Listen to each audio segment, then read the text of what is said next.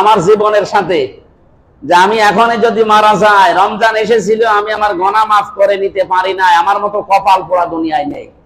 আমি একটা হিসাব নিকাশ করা লাগবে আমার জীবনের সাথে, বুঝ করা।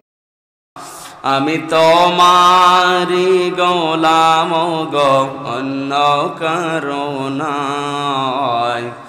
আলিমুল গায়ব তুমি, মালিক রব্বানা। আলিমুল গায়ব তুমি, মালিক রব্বানা। হাজারো ব্যথা বেদনার পরে ফিরে আসনি তুমি আপন ঘরে। দিনের আলো তুমি ছড়িয়ে দিতে, চলে গেলে মদিনায় মক্কা ছেড়ে। হে রাসূল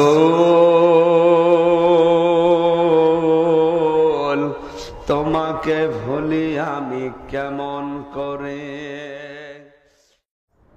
ইন্নাল হামদালিল্লাহি ওয়াসসালাতু ওয়াসসালামু আলা রাসূলিল্লাহ। আম্মা বা'দু ফাউযু বিল্লাহি মিনাশ শাইতানির রাজীম। বিসমিল্লাহির রহমানির রহিম। وأنتم عاكفون في المساجد فلا تقربوها كذلك يبين الله آياته للناس لعلهم يتقون صدقت يا ربنا. عن أبي هريرة رضي الله تعالى عنه قال قال النبي صلى الله عليه وسلم من صام في ليلة القدر إيمانا واحتسابا غفر له ما تقدم من ذنبه إلى آخر الحديث. رواه ابن ماجه. اللهم صل على محمد وعلى آله وصحبه وبارك وسلم. আলহামদুলিল্লাহ, রমজানুল মুবারকের যে সমস্ত দিনগুলো উল্লেখযোগ্য, বিশেষ করে আমরা জানি শবে কদর যে শব্দটা আছে, পৃথিবীতে সব দিন সমান নয়, বাংলাদেশে সব দিন সমান যায় না। 16 ডিসেম্বর আর আজকের দিন মার্চের মনে হয় 26 তারিখ। 16 ডিসেম্বর মার্চের 26 তারিখ, এরপরে 21শে ফেব্রুয়ারি, এই সমস্ত দিনগুলো কি অন্যান্য মাসের দিনের মতো জাতীয়ভাবে রাষ্ট্রীয়ভাবে আমরা পালন করে থাকি এই দিনগুলো? অথচ এই দিন মাত্র একদিন। 16 ডিসেম্বর সে 1971 সালে, 21শে ফেব্রুয়ারি কত সালে? 1952 সালে। কতদিন হয়ে গেল? 26শে মার্চ স্বাধীনতা দিবস, সে পৃথিবীতে একদিন মাত্র। অথচ এই বাংলাদেশ যতদিন টিকে আছে ততদিন মানুষ সম্মানের সাথে মর্যাদার সাথে এই দিনটা পালন করেই যাবে। কেন? 16 ডিসেম্বর আমরা মুক্ত হয়েছিলাম একটা জুলুম থেকে। 2024-এর 5 আগস্ট আমরা মুক্ত হয়েছি একটা জুলুম থেকে। এই জন্য এই দিনটাও দেখবেন আগামীতে রাষ্ট্রীয়ভাবে জাতীয়ভাবে পালন করা হবে। যেহেতু মানুষ জুলুম থেকে বৈষম্য থেকে মুক্ত হলেই সেটা দিবস বানিয়ে নেয়। আপনি 2024-এর 5 আগস্ট 36শে জুলাই বলা হয় যেটা, দেখবেন এটা কয়েক বছর যাক এটা আন্তর্জাতিকভাবে স্বীকৃতি পেতে পারে। ডক্টর মোহাম্মদ ইউনূস যা আরম্ভ করেছে, কথা বুঝতেছেন? 2024 সালে যারা জীবন দিল, যারা আহত হলো, তারা এখন ওই 1971 সালের মতো তারা মুক্তিযোদ্ধা, তারাও সমর যোদ্ধা। বিভিন্ন রকমের নাম তাদের টাইটেল দেওয়া হচ্ছে এবং তাদেরকে রাষ্ট্রীয়ভাবে এই যে এতদিন 71 সালে যাদের মুক্তিযোদ্ধা হিসাবে ভাতা দেওয়া হতো, টাকা পয়সা সুযোগ সুবিধা দেওয়া হতো, এদেরকেও তাই দেওয়া হবে। অলরেডি দেওয়া আরম্ভ হয়ে গেছে।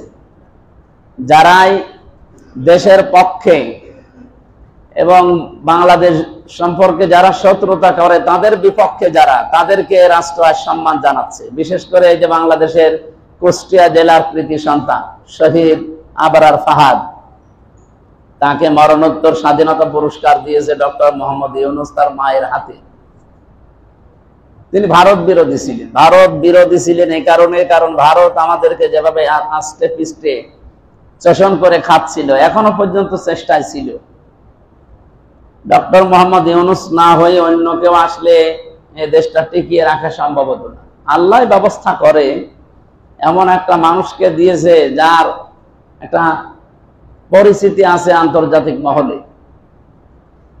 নোবেল প্রাইজ তো যারে তারে দেয় না, তাহলে আমাদের হাসিনাও পাইব। আমি তো বিভিন্ন চেষ্টা অলরেডি করেছি, রোহিঙ্গাদেরকে জায়গা মায়গা দিয়ে আরো বিভিন্ন কায়দা কৌশল, বিভিন্ন ডিগ্রি বিভিন্ন দেশ থেকে নিয়ে, কিন্তু পারে না। কারণ এ তো কিছু করা লাগবে আপনাকে মানবতার জন্য, এমন কিছু দেখানো লাগবে যেটা দেখে বিশ্বের আন্তর্জাতিক মহল যারা, মোড়ল যারা, এই নোবেল পুরস্কারে যারা দায়িত্বে আছে, তারা এই কাজটা করে দেয়। স্বাস্থ্য বিভাগের ওপরে যে রমজান নিয়ে একটা গবেষণা দিয়েছিল জাপানের একজন বিজ্ঞানী ইউশোনারি ওসামি, 2017 সালে তারা নোবেল দিয়েছে স্বাস্থ্য গবেষণার উপরে। জাপানে বাড়িয়ে লোকটার, ইনি গবেষণা করে বের করেছিলেন যে মানুষের ক্যান্সার এবং টিউমার থেকে বাঁচানো যায় কি দিয়ে। অটোফেজি, আপনারা নাম শুনেছেন হয়তো। উনি আবিষ্কার করে দেখিয়েছে 29 থেকে 30 দিন, বছরে যদি কেউ 12 থেকে 14 ঘন্টা দিনের বেলায় না খেয়ে থাকতে পারে, তার শরীর থেকে ক্যান্সার এবং টিউমার, এই না খেয়ে থাকা একটা গুরুত্বপূর্ণ ভূমিকা পালন করে। কারণ শরীরে 2 কোটির উপরে কোষ আছে আমাদের। আপনি যখন সারা জীবন খেতেই থাকে একাধারে, তখন ওই কোষের পাশে আরো কিছু কোষ বৃদ্ধি হতে থাকে। ওই কোষ থেকে মুক্ত করার জন্যই এই অটোফেজি, আমরা যেটাকে রোজা বলি, সিয়াম বলি। উনি তো আর রোজা সিয়াম বিশ্বাস করে না, উনি অটোফেজি আবিষ্কার করেছে। উনি 27টা ধর্মগ্রন্থ দেখেছিলেন পৃথিবীর উল্লেখযোগ্য। সর্বশেষ মুসলমানদের ধর্মীয় গ্রন্থ কোরআনে কারীম, এখানে সূরা বাকারার 184 নাম্বার আয়াতের শেষের অংশটা গবেষণা করে তিনি পেলেন, ওয়া আনতাসুমু খায়রুল লাকুম, তোমরা যদি রোজা রাখতে পারো তোমাদের জন্য ভালো হবে, কল্যাণ হবে। কি ভালো হবে? এই যে একটা ভালো তিনি আবিষ্কার করলেন, যে রোজা রাখলে ওই যে অতিরিক্ত যে কোষগুলো আছে, আল্লাহর দেওয়া ন্যাচারাল এই কোষগুলো তখন কিছু খেতে পায় না, ওই আশপাশে থাকা কোষগুলো খাওয়া আরম্ভ করে। একটা মাসের ভেতরে খেতে খেতে পুরা সাবার করে ফেলে। তখন আপনি ক্যান্সার এবং টিউমার থেকে বেঁচে যান। শরীরের ভেতরে 5.5 কেজি রক্ত আছে, এগুলো 226 কিলোমিটার বেগে আমাদের শরীরে প্রবাহমান হচ্ছে। রক্তের ভেতরে প্রায় 5 প্রকার ক্যান্সার দেখা দিয়েছে এখন বিজ্ঞান জানাচ্ছে। এখান থেকে বাঁচতে হলে, টিউমার হয় মানুষের শরীরে 2 প্রকার, একটা ভেসে ওঠে দেখবেন, আর একটা ভেতরে থাকে। এগুলো থেকেও বাঁচতে হলে রমজান বা সিয়াম বা রোজা এর বিকল্প পৃথিবীতে আর কিছু নেই। এটা বৈজ্ঞানিক ভাবে আল্লাহ রসুল প্রত্যেকের কাছ থেকে প্রমাণিত। সুতরাং রমজানে সিয়াম সাধনার দ্বারা যারা একটা মাস প্রায় পার করে ফেলছি আমরা, আল্লাহ রাব্বুল আলামিন এই কঠিন মারাত্মক রোগ ক্যান্সার, যার কোনো অ্যান্সার নেই, আল্লাহ যেন আমাদেরকে অন্তত এই রমজানের রোজার দ্বারা আমাদেরকে রক্ষা করেন, বলেন আমিন। আমরা এখানে তো খতম তারাবি হয়নি নাকি?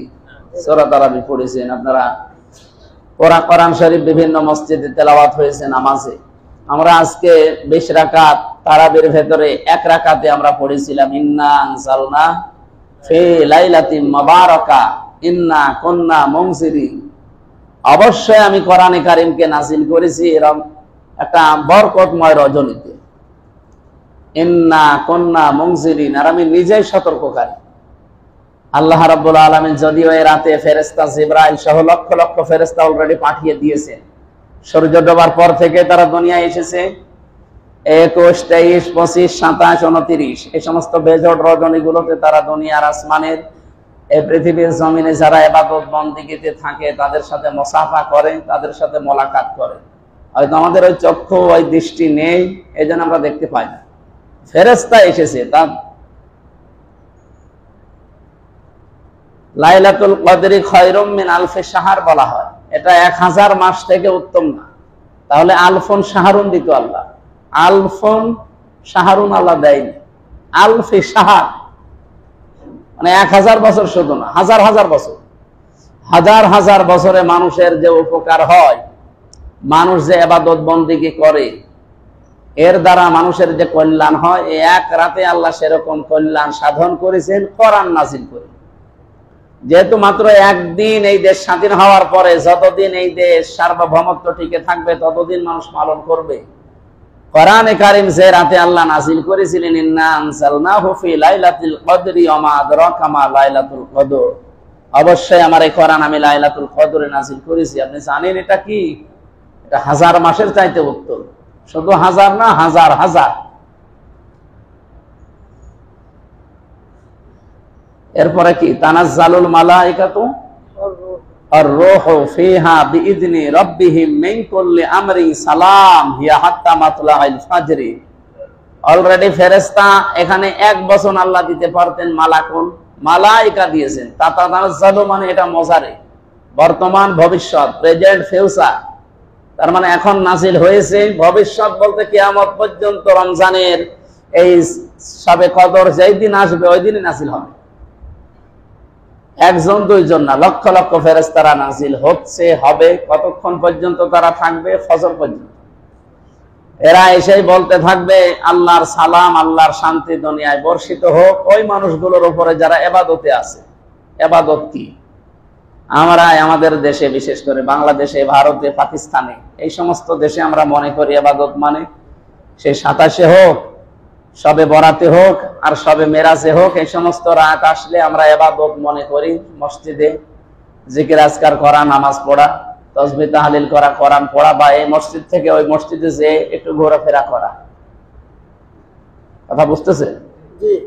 বাংলাদেশে কিন্তু এইটাই হয়। আমি ভারতে ছিলাম রমজানে, আমি এটা দেখেছি 18-19 সালের দিকে। ওরা এই কলকাতা কেন্দ্রিক ওদের ইবাদত বন্দেগী এরকম, এই মসজিদ থেকে ওই মসজিদ, ওই মসজিদ থেকে ওই মসজিদ। আমাদের দেশে এটা হয়, মানে এই মসজিদ থেকে ওই মসজিদে দল বেঁধেছে, যুবক ছেলে ফেলে যায়, মনে হচ্ছে যে ইবাদতের বন্যা বয়ে যাচ্ছে, অথচ কিছু হয় না, খালি ঘোরাফেরা করে। এর নাম কি ইবাদত নাকি? ইবাদত নামাজ যেমন আপনি ইবাদত মনে করেন, জিকির করা ইবাদত মনে করেন। আপনার বাড়ির আশপাশে যদি এই যে রমজান আর 3 দিন আছে, এরপরেই তো ঈদুল ফিতর শুরু হবে, মানুষ যেন অন্তত আপনার মতো একটু আনন্দ করতে পারে, সেই ব্যবস্থা করার জন্য উদ্যোগ নেওয়া।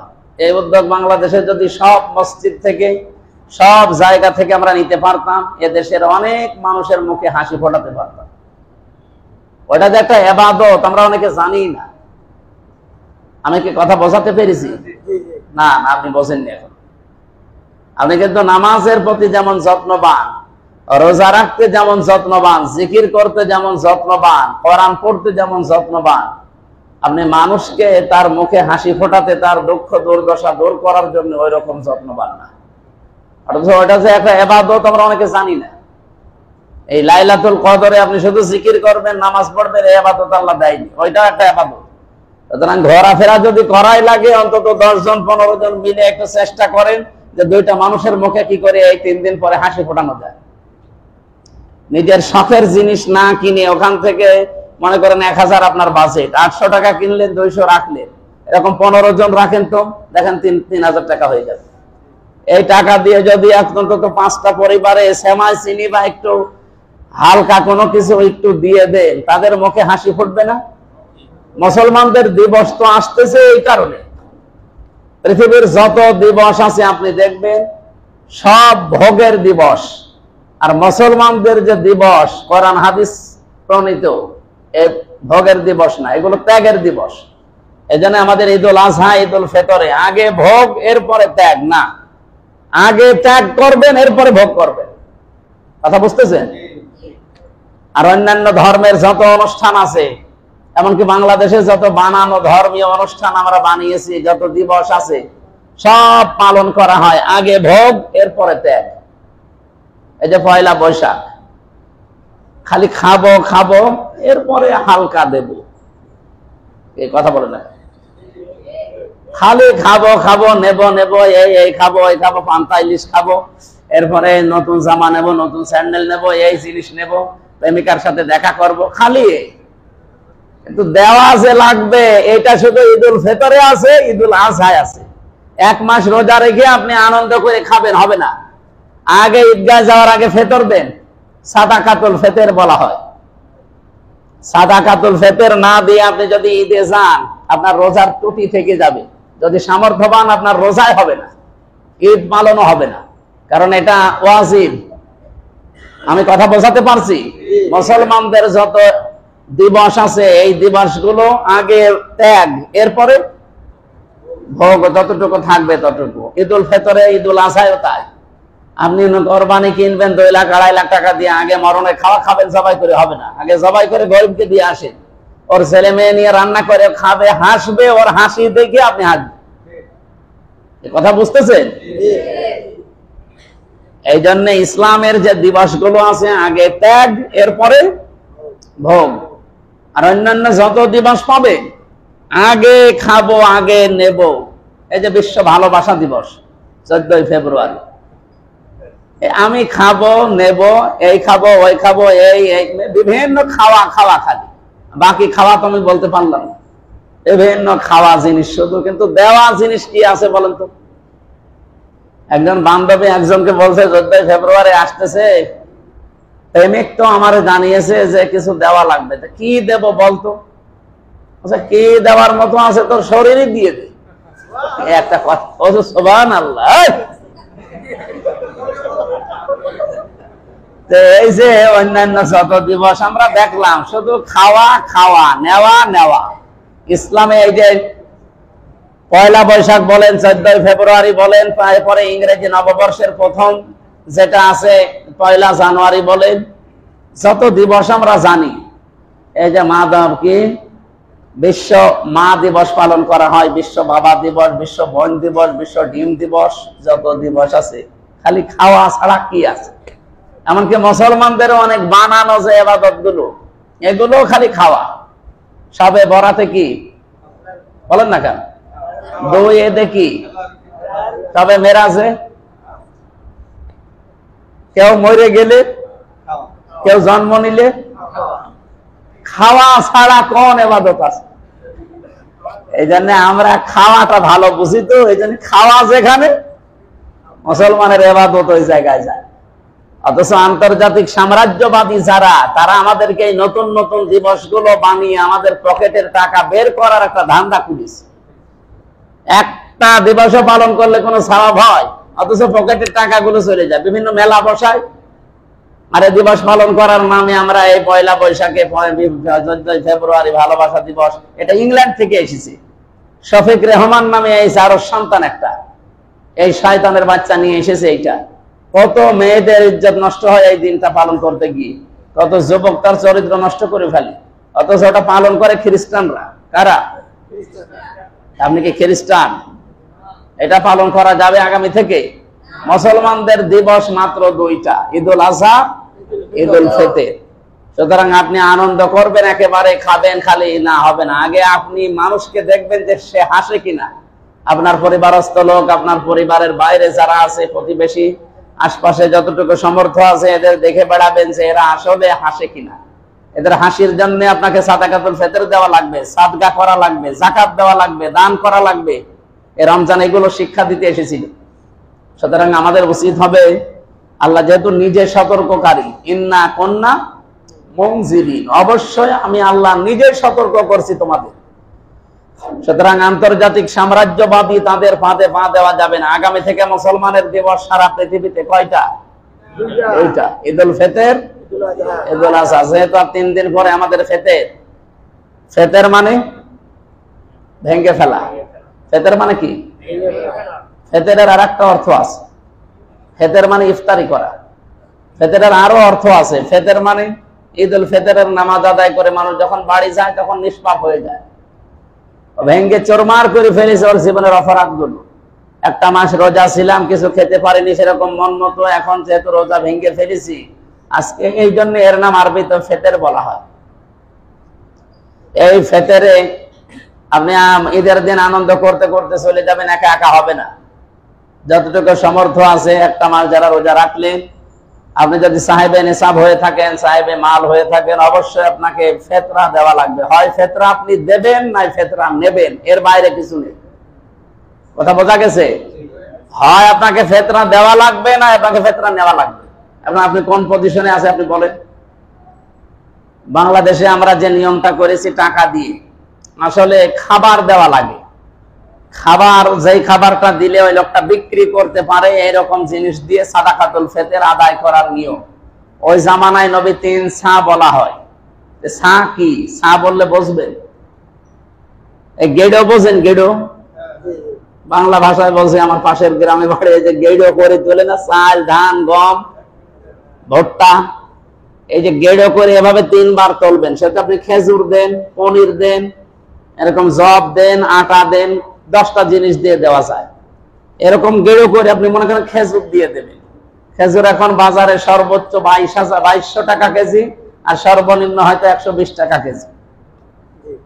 এই হিসাবে যদি আপনি এভাবে 3 মোট বা গেড়ো 3 গেড়ো তোলেন, আমি এটা যেহেতু রেকর্ড হচ্ছে, গেড়ো বললে আবার বুঝবে না, কি বলে ওটারে? মুষ্টি। 3 মুষ্টি হোক আর যাই হোক, যেহেতু এটা দেখিয়ে দিচ্ছি, যারা দেখবে তারা বুঝবে। এইভাবে করে আপনি তুলবেন খেজুরের যে স্তূপ করা আছে সেখান থেকে, অথবা চাউল তোলেন, গম তোলেন, আটা তোলেন, জব তোলেন, পনির তোলেন, 3 মুষ্টি তোলা লাগবে। এভাবে 3 মুষ্টি তুলে দেখেন তো কতটুকু ওঠে। যতটুকু উঠবে ওইটা মাপ দে। এখন যেহেতু দাড়ি পাল্লা কেজির সিস্টেম, এটা আমার মনে হয় যেহেতু আলেমরা কুষ্টিয়া জেলার জন্য 110 টাকা মনে হয় নির্ধারণ করেছে। এমনি করেন ওরা, এই যে হিসাব নিকাশ করেই করেছে। সুতরাং টাকা দিলে যদি দিতে চান 110 টাকা আপনাকে সর্বনিম্ন দেওয়া লাগবে। আর সর্ব ঊর্ধ্বে কত দেবেন এটা আপনার সম্পদের উপরে। সবার সাদাকাতুল ফিতর এক না। মাওলানা ইয়াসিন আরাফাত যদি 110 টাকা দেয়, আমির হামজা 110 টাকা দিলে কিয়ামত পর্যন্ত আদায় হবে। আমির হামজার অন্তত এরকম 110 টাকার 50 ডবল করা লাগবে। এই কথা বুঝতেছে?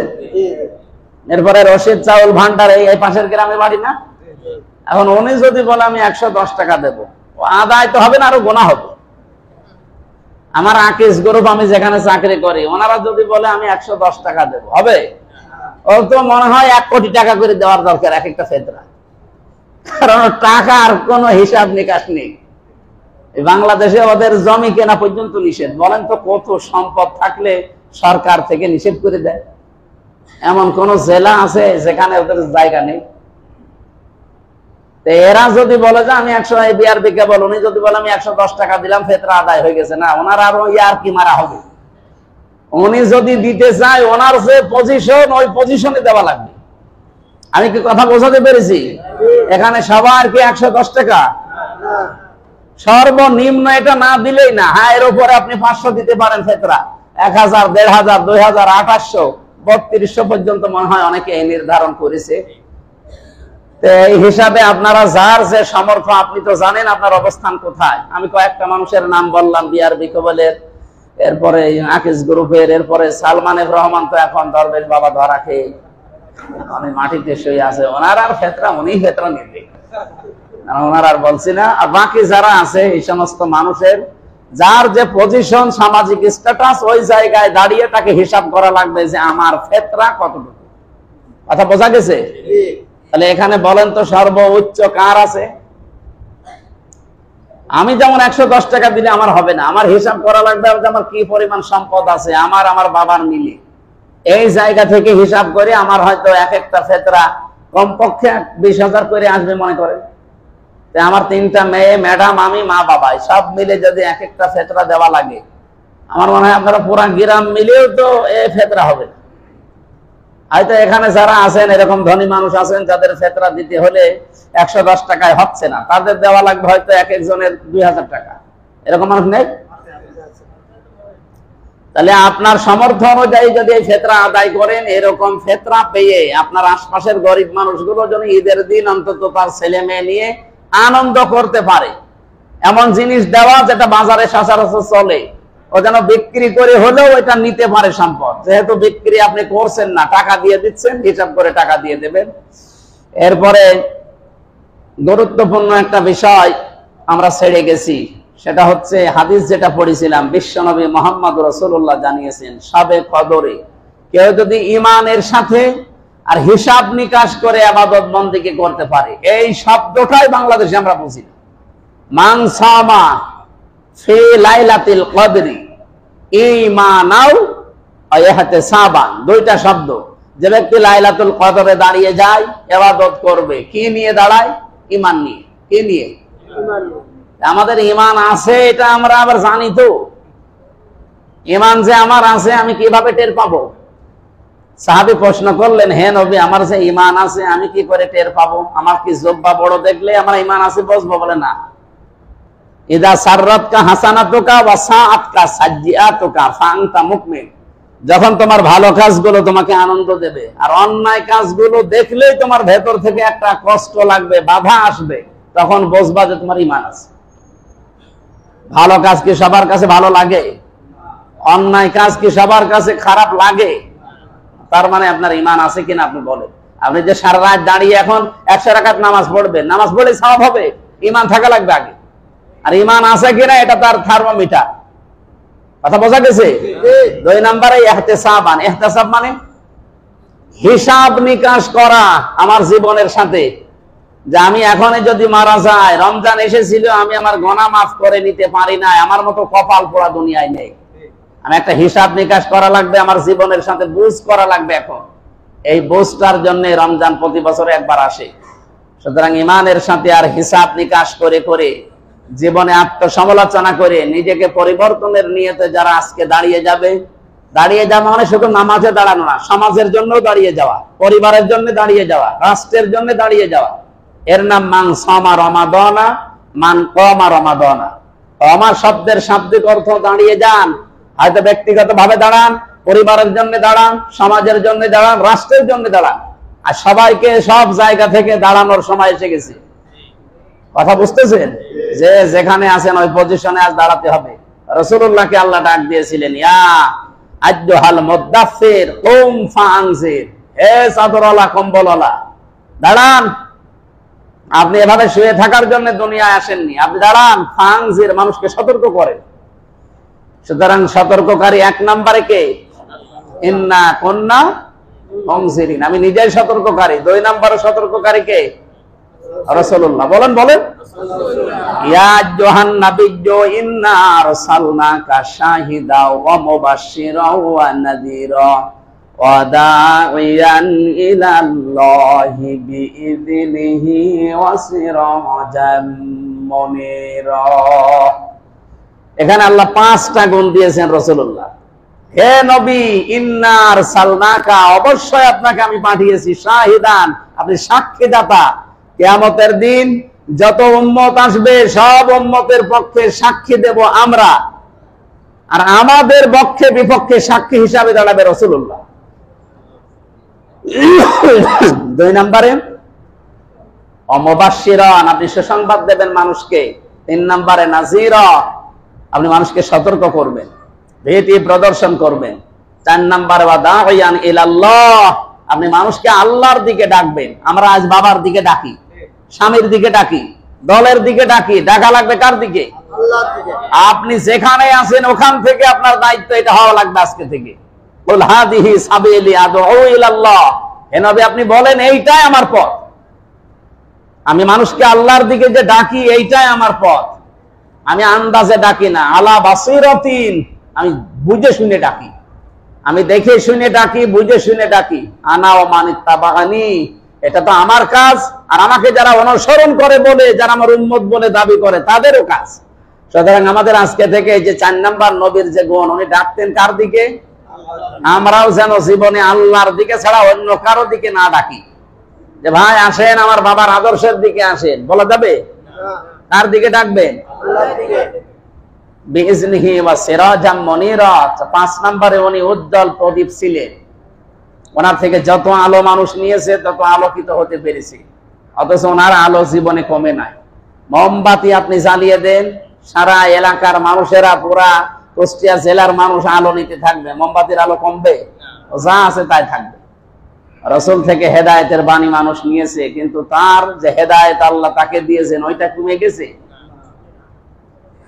এজন্য আমাদের উচিত হবে এই সতর্ককারী রাসূলুল্লাহ 2 নম্বরে 3 নম্বরে সতর্ককারী হচ্ছে আলেমরা। কারা? কোন আলেম? যারা তাদের জ্ঞানের উপরে আমল করে। বাংলাদেশে আমরা এমনও আলেম জানিও নিজেই পথভ্রষ্ট, সতর্ক করবে কি? এরকম সতর্ককারীর মানে সিরিয়াল আছে। আল্লাহ 1 নম্বরে আল্লাহ বলেন ইন্না কুন্না মুনজিরিন, আমি নিজেই সতর্ককারী। ফিহা ইফরাকু কুল্লু আমরিন হাকিম, আজকের এই রজনীতে আমি গুরুত্বপূর্ণ কিছু সিদ্ধান্ত নেব। বাংলাদেশ সম্পর্কে নতুন কিছু সিদ্ধান্ত আসা দরকার না? আজকে আপনি আল্লাহর কাছে কায়মন বাক্যে দোয়া করেন, মোনাজাত করেন, এমন এমন কিছু ভালো কাজের আঞ্জাম দিয়ে বলেন আল্লাহ এই ভালো কাজটা আমি আজকে অমুকের উপকার করেছি, অমুকের মেয়ে বিয়ে হচ্ছিল আমি 2000 টাকা দিয়ে উপকার করেছি, এরকম একটা কাজ করে বলবেন যে আজকে রজনীতে। অথবা একজনের ছেলে পরীক্ষা দেবে, আমি 500 টাকা দিয়ে তারে সাহায্য করেছি, 2টা বই কিনে দিয়েছি। এই মানবতার কল্যাণ হয় এরকম কোন কাজ করে তারপরে বলবেন যে ওসিলায় আল্লাহ মাফ করো। তাছাড়া 10 বার সুবহানাল্লাহ সুবহানাল্লাহ আল্লাহুম্মা আমিন, তো সুবহানাল্লাহ নেওয়ার জন্য আল্লাহ বসে আছে। এমন কিছু কাজ করা লাগবে যেন মানবতার উপকার হয়। কথা বুঝতেছেন? এই কাজ করার পরে আজকে কায়মন বাক্যে নিজের ব্যক্তিগত জীবন, পরিবার, সমাজ, রাষ্ট্রের জন্য এমন দোয়া করা দরকার আল্লাহ যেন এমন সিদ্ধান্ত নেয় আজকে আমাদের দেশ যেন কোরআনের হাতে চলে যায়। আমার আম্মানে ইনদিনা, আজকে আদেশ আসবে কার কাছ থেকে?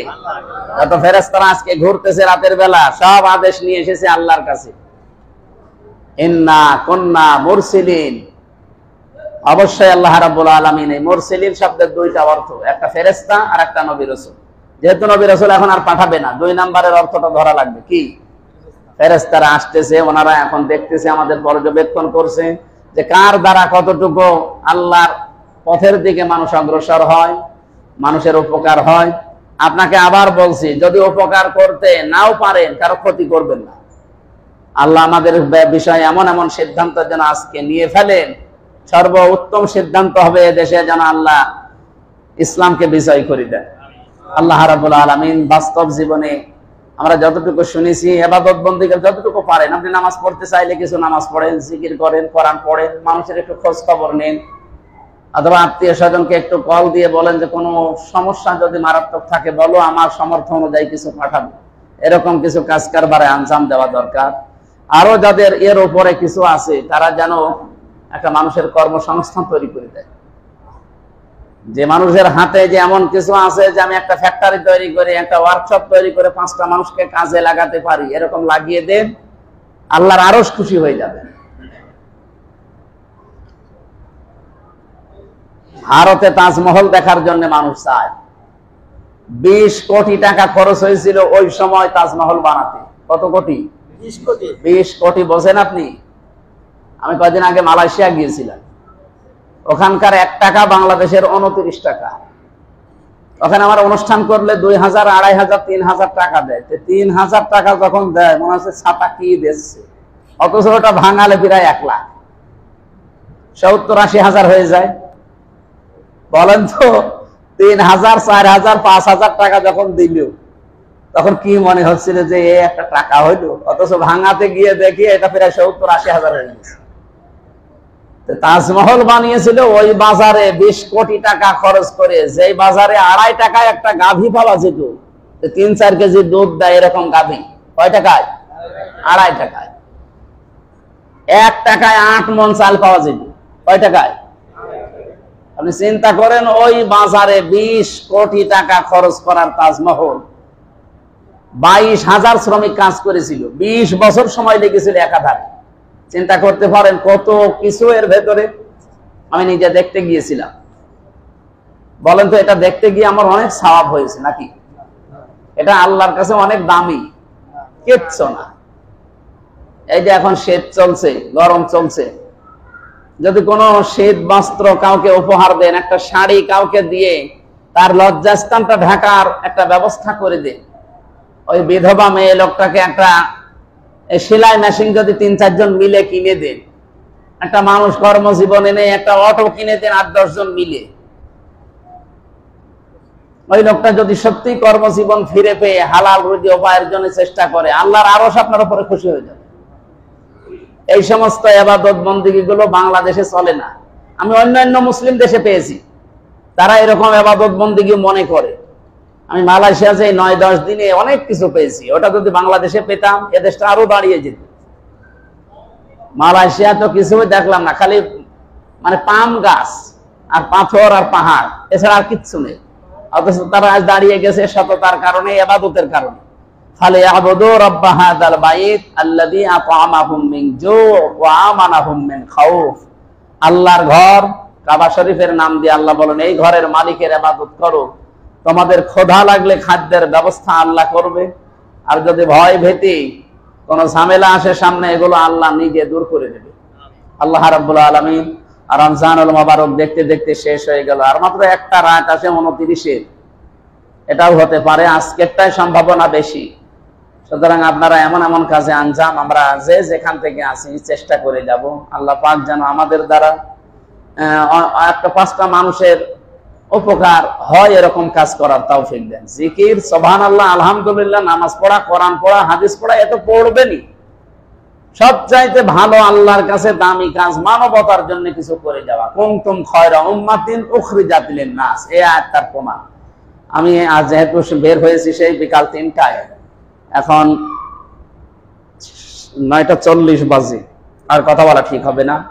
আগামী থেকে যেহেতু একটা মাহফিল নিয়েছি আপনাদের গ্রামে, মনে হয় অক্টোবরে, আমরা অক্টোবরে, নভেম্বর হবে না, সিরিয়াল অনেক বেশি হয়ে যাচ্ছে। আসবো ইনশাল্লাহ রাতের বেলা, আর আমারে তুলে দেবেন কিন্তু এসার পরে 8:30-9টায় তুলে দেবেন। আমি যতক্ষণ পারি কথা বলবেন তাফসীর আকারে ইনশাআল্লাহ। আল্লাহুম্মা আমিন। লা ইলাহা ইল্লা আনতা সুবহানাকা ইন্নী কুনতু মিনাজ জালিমিন। আল্লাহুম্মা গফিরলি ওয়ারহামনি ওয়াহদিনি ওয়াফিনি ওয়ারযুকনি ইয়া রাব্বাল আলামিন। আল্লাহ তাআলা রমজানুল মুবারকে শবে কদরের রজনীতে 20 রাকাত তারাবির নামাজ আদায় করে, বেতের নামাজও আদায় করে শাহী দরবারে হাত তুলেছি। তুমি কোরআনে কারিমে জানিয়েছো, ইন্না কুন্না মুনজিরিন ফিহা ইফরাহু কুল্লু আমরিন হাকিম। তুমি নিজেই সতর্ককারী, আজকে তুমি গুরুত্বপূর্ণ কিছু সিদ্ধান্ত নেবে। আমাদের বাংলাদেশ, আমাদের এই কুষ্টিয়া জেলা সম্পর্কে এমন কিছু সিদ্ধান্ত নাও যাতে আমাদের সবার কল্যাণ হয়। আমাদের ভাগ্যকে সুপ্রসন্ন করে দাও, আমাদের ভাগ্যকে তুমি সব কিছু থেকে মুক্ত করো।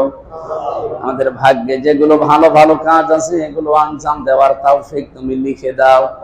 অন্যায় যেগুলো আছে এগুলো আমাদের জন্য কঠিন এবং কঠোর বানিয়ে দাও।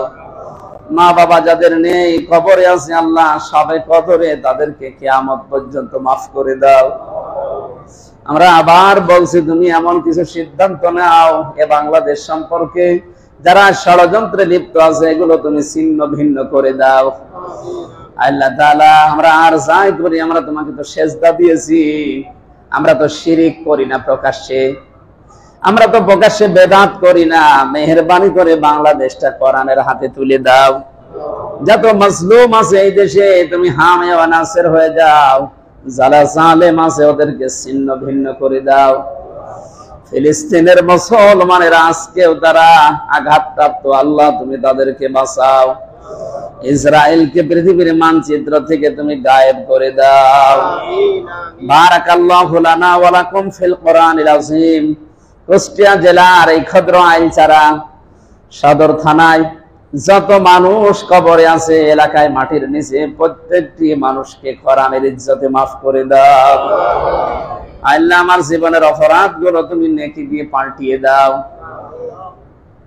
আগামী রমজান পর্যন্ত আমাদের হায়াতটা তুমি বাড়িয়ে দিও। আল্লাহ, এমন এমন নেকির কাছে আঞ্জাম দেওয়ার তৌফিক দাও যেন জীবনের মোড় ঘুরে যায়। আল্লাহ তাআলা, রমজান এসেছিল চলেও গেল, জানি না তোমার রহমত মাগফিরাত নাজাত আমরা পেলাম কিনা। আকিনা আযাবান নার, জাহান্নাম থেকে আমাদের নাজাত দিয়ে দাও। আলহামদুলিল্লাহি রাব্বিল আলামিন। লা ইলাহা ইল্লাল্লাহু মুহাম্মাদুর রাসূলুল্লাহ। আসসালামু আলাইকুম।